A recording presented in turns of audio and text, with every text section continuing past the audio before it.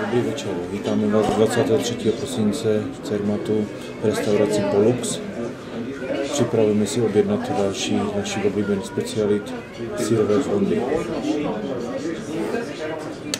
Přejeme vám šťastné a veselé Vánoce. Tak zase od léta jsme přijeli, my jsem na Vánoce. V hotelu Pollux si dáváme kéze fondy, naše specialita. To nikdy nesmí tradičně chybět, jinak bychom se sem už nikdy nevrátili. Petra už to nemá ráda, ale ze solidárnosti ke mně si to dává. Vy to nemůžete cítit, ale já taky ne, ale prej to hrozně voní. Je to? Tak. Cítíte to, vidíte, to je co? To je specialita národní švýcarska.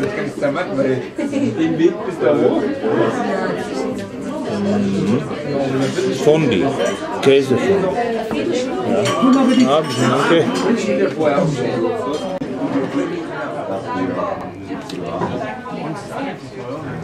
Pochutnej si kocourku, pošušněj si.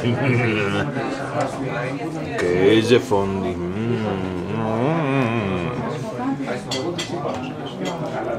Dělají se bubliny. Šmagut, já. Pošušněj si.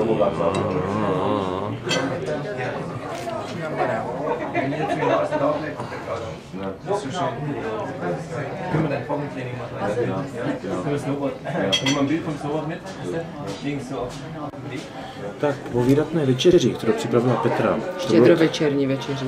To bylo opravdu výdatné, to byly sýry, salámy, nakrájená rajčata, 3 druhy sýru, salát, nanuk, tiramisu, víno, tiramisu, vánočka. Prostě veškeré mé kuchařské umění jsem do toho investovala. Dnes si vyšli teda dát tady přípitek slavností, kusinku. Happy Christmas. Schöne Weihnachten.